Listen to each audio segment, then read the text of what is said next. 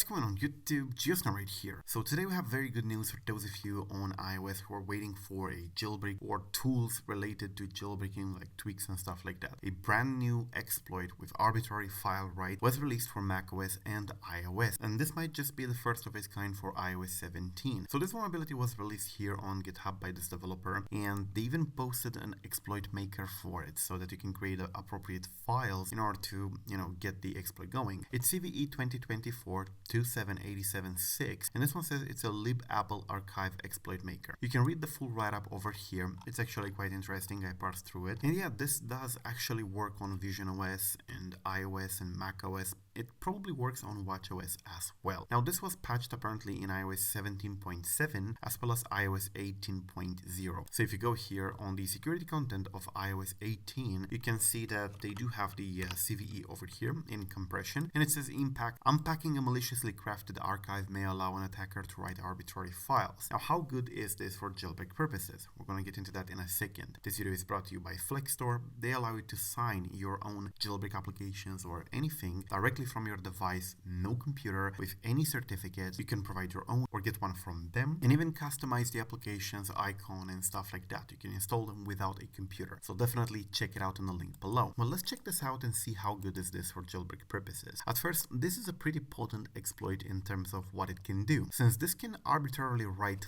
files, it means that you can actually make a controlled application to write whatever you want to a specific file. Now, from the top of my head, this would definitely be useful for applications like Nugget and like Misaka X, which allowed you to enable the EU features, for example, on a device from the US or an otherwise incompatible device, enable, hidden features or features that are not normally available for you, and even tweaks and stuff like that. This could theoretically be useful for jailbreak purposes in a way that it writes the files, but this cannot be used to make a jailbreak by itself because the exploit itself is not powerful enough. This is not a kernel exploit, and what it can do is to make a particular vulnerable application from the system to write whatever you want as the user to an arbitrary file. However, it still needs to be able to control that file to be able to have access to those files. So it's technically possible to use this for tweaking purposes and for developing interesting tools around it, just like they did with the Nugget and with Kawabanga and stuff like that, but it's not